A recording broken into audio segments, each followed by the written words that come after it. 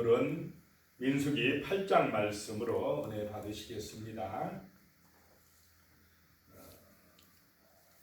1절에 보면요, 여호와께서 또 모세에게 말씀하여 이르시되, 항상 이렇게 말씀으로 임하시는 하나님이시다라고 하는 것입니다. 2절에요, 아론에게 말하여 이르라, 등불을 켤 때에는 7 등잔을 등잔대 앞으로 비추게 할지니라 하시매.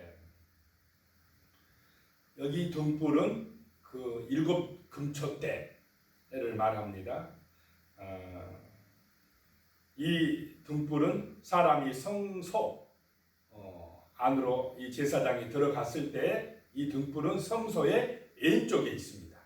이 성소의 왼쪽에서 성소 앞쪽, 이 등잔대 앞쪽에 있는, 오른쪽에 있는 떡상을 비추게 하라는 것입니다. 떡상에는 무엇이 있습니까? 진설병 몇 개가요? 12개. 이스라엘 12지파를 대표해서 그 떡상 위에는 진설병 12개가 있는데, 이 등불이 떡상을 비추게 하라. 이 말은 이스라엘 백성들을 비추는 빛이다라고 하는 것입니다. 그래서 제사장은 이 등불이 꺼지지 않도록 잘 관리를 하고 이 12지파 떡상을 비추도록 하라라고 하는 것입니다. 그 앞을 비춘다는 것은 떡상을 비춘다, 백성들을 비춘다라고 하는 것입니다. 그렇게 하도록 하라고 말씀하고 있습니다.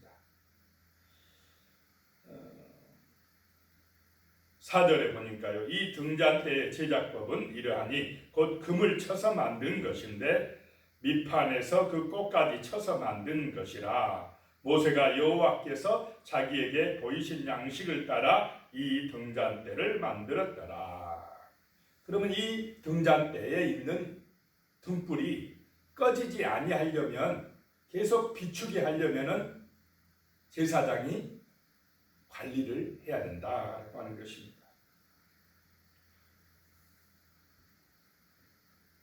그 감람나무 거룩한 기름으로 계속 공급해 줘야 그 등불이 빛을 발하게 된다라고 하는 것입니다.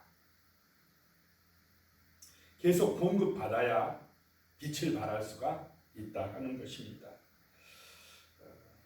오늘날에도 우리가 빛과 소금이 되라고 그랬는데, 이 하나님의 백성들이 빛을 발하기 위해서는 공급을 받아야 됩니다. 스스로 빛을 발하기는 어렵습니다. 공급을 받아야 되는데 성령의 기름을 공급받아라. 어떨 때 성령의 역사가 나타나느냐? 하나님의 말씀을 묵상하고 그 말씀을 통해서 은혜 받을 때에 우리에게 빛을 발할 수 있는 에너지가 공급되는 줄로 믿으시기 바랍니다. 그래서 빛을 발하는 성도가 되어야 한다는 것입니다. 그 다음에 이제 이 8장의 그 다음 부분에서 보면요, 내 인을 정결하게 해서 하나님 앞에 드리는 그런 말씀입니다.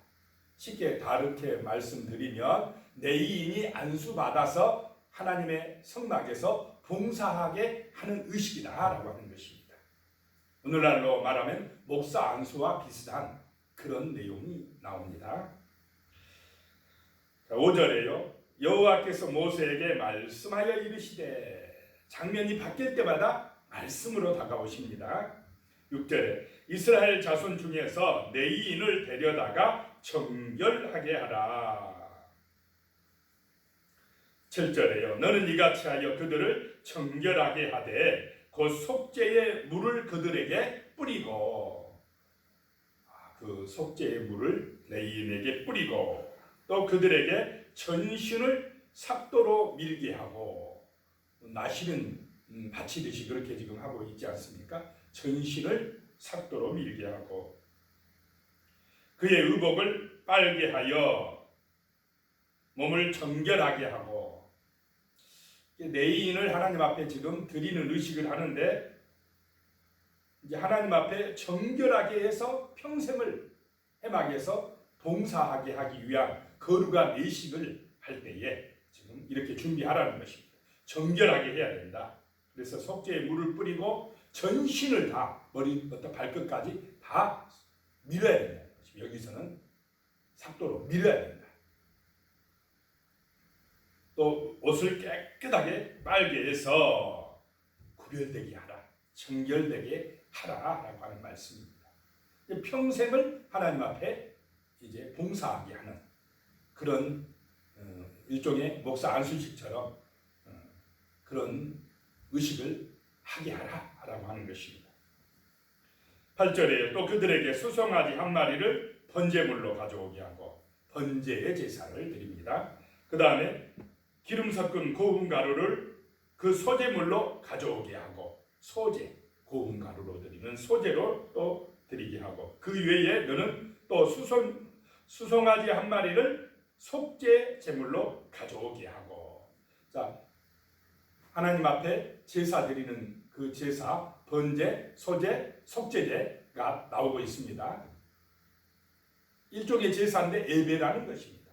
이렇게 하나님 앞에 제사를 드리고 9절에 내 이인을 회막 앞에 나오게 하고 이스라엘 자손의 온 회중을 모으고. 내 이인을 앞에 나오게 하고 이스라엘 백성들 온 회중을 다 회막 앞으로 모이게 하라라고 하는 것입니다. 얼마나 이 안수식이 성대하겠습니까? 내 이인을 구별하여 하나님 앞에 바치는 날, 이런 의식을 하는 것입니다. 10절에요. 내 이인을 여호와 앞에 나오게 하고 이스라엘 자손이 그들에게 안수하게 한 후에. 안수를 누가 한다고요? 이스라엘 자손. 그럼 이스라엘 자손이 다 할 수는 없으니까 아마도 대표자들이 나가서 내 이인에게 안수를 해서 그랬을 것입니다.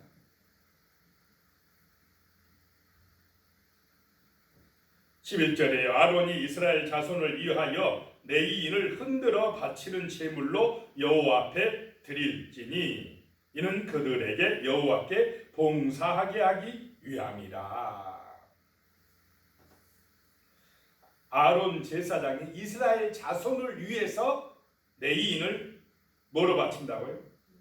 흔들어 바치는 제물, 요제입니다. 요제, 흔들어서 바친다. 내 이인을 갖다 흔들지는 아마 못했을 것입니다. 그 제물을 흔들어서 하나님 앞에 바치는 제사를 드렸다라고 하는 것입니다. 이 흔들어 바치는 제사, 요제라고 하는데 이것도 여기서는 일종의 화목제물이라고 합니다. 화목제. 그러니까 5대 제사 중에서 지금 4개의 제사가 내 이인을 정결하게 드리는 예식에 나오고 있습니다. 이렇게 드리는 목적이 뭐냐? 무엇입니까?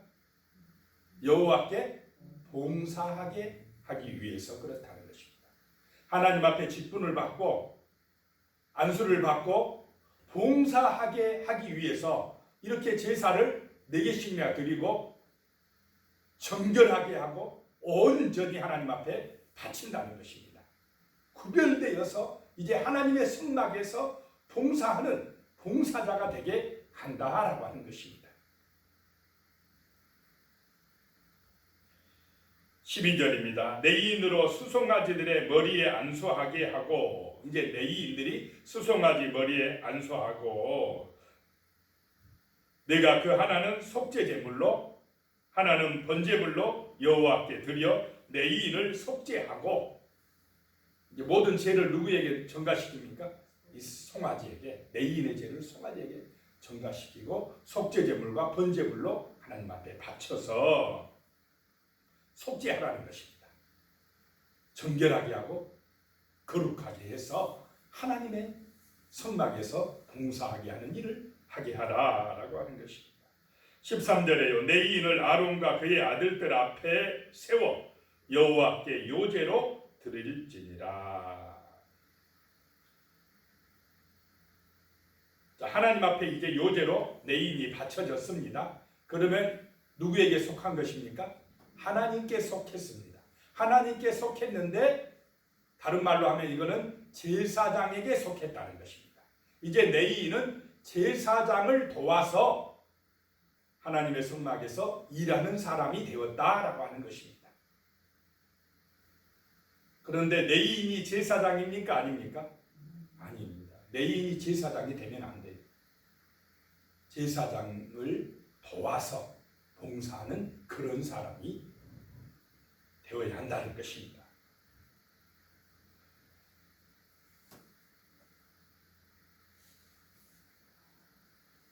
(15절에요) 내가 그들을 정결하게 하여 요제로 드린 후에 그들이 회막에 들어가서 봉사할 것이니라. 이렇게 레위인이 회막에 들어가서 봉사해야 되는 이유가 있습니다. 그 이유가 나옵니다. 16절에요. 그들은 이스라엘 자손 중에서 내게 온전히 드림바 된 자라. 이스라엘 자손 중 모든 초태생 곧 모든 처음 난 자 대신 내가 그들을 취하였나니. 자, 레위인이 온전히 바쳐졌는데 누구 대신해서요? 초태생 이스라엘 백성들 중에 처음 난 자를 대신해서 레위인을 하나님이 받으셨다라고 하는 것입니다. 17절에 이스라엘 자손 중에 처음 태어난 것은 사람이든 짐승이든지 다 내게 속하였음은 내가 애굽 땅에서 모든 처음 태어난 자를 치던 날에 그들을 내게 구별하였습니다. 이 날이 무슨 날입니까? 유월절 날에 모든 장자 처음 난 짐승도 다 치던 그날에 문설주에 피가 어린 양의 피가 발라진 이스라엘의 집은 하나님이 뛰어넘었다라고 말씀합니다. 그래서 초태생 처음 난 자는 다 누구 것이다요? 하나님의 것인데 이스라엘 백성들이 처음 난 자를 전부 다 하나님 앞에 바치려고 하면 안 되기 때문에 대신 누구를 선택했다요? 레위 지파를 선택했다라고 말씀하고 있습니다. 자, 지난번에 앞에 나왔지만은 레위 지파를 구별해 계수를 했더니 한 2만 2천 명 정도, 이스라엘의 처음 난 자도 구별했더니 2만 2,273명인가 그래서 비슷했어요. 그래서 레위인은 이스라엘 백성들 100명 중에 1명꼴로 보통 그렇게 되어진다고 합니다. 100명 중에 1명꼴로 하나님 앞에 드려진다는 것. 그래서 그 레위인이 오늘날 말하면 목사나 전도사나 선교사 구실을 하는 것입니다. 누구를 대신해서요? 이스라엘을 대신해서 그 일을 하니까 이스라엘 백성들은 어떻게 해야 됩니까? 누구를 잘 또 섬겨야 됩니까? 레위인을. 레위인이 이제 이스라엘을 대신해서 하나님의 일을 합니다. 전적으로. 그래서 말씀도 가르치고 성막에서 봉사하고 이 일을 잘 해줘야만이 이스라엘이 타락하지 아니하고 세속화되지 아니하고 하나님 앞에 온전한 제사를 드리고 복을 받게 될 줄로 믿으시기 바랍니다. 그 레위인의 역할이 제사장과 이스라엘 백성들 중간에서 굉장히 중요한 역할을 하고 있다라고 하는 것입니다. 자, 19절에요. 내가 이스라엘 자손 중에서 레위인을 취하여 그들을 아론과 그의 아들들에게 주어서 그들로 회막에서 이스라엘 자손을 대신하여 봉사하게 하며, 자, 이스라엘 자손을 대신해서 하는 것입니다. 봉사하게 하며 또 이스라엘 자손을 위하여 속죄하게 하였나니. 자, 레위인이 이스라엘 자손을 위하여 속죄하는 그런 제사를 돕고 이렇게 봉사하는 것입니다. 그래야 이스라엘에게 하나님의 은혜가 임할 줄로 믿습니다. 또 이는 이스라엘 자손이 성소에 가까이 할 때에 그들 중에 재앙이 없게 하려 하였음이니라. 그런데 레위인이 역할을 잘못하고 레위인이 그 회막 봉사를 안 하면 이스라엘에게 뭐가 온다고요? 재앙이 온다라고 하는 것입니다. 그래서 레위인의 역할이 중요하다라고 하는 말씀입니다. 20절에 모세와 아론과 이스라엘 자손의 온 회중이 여호와께서 레위인에 대하여 모세에게 명령하신 것을 다 따라 레위인에게 행하였으되 곧 이스라엘 자손이 그와 같이 그들에게 행하였더라. 그대로 다 행하였더라 라고 하는 것이 중요한 줄로 믿으시기 바랍니다. 하나님의 말씀대로 그대로 다 행하였더라. 순종하는 것이 능력이다 라고 하는 것입니다.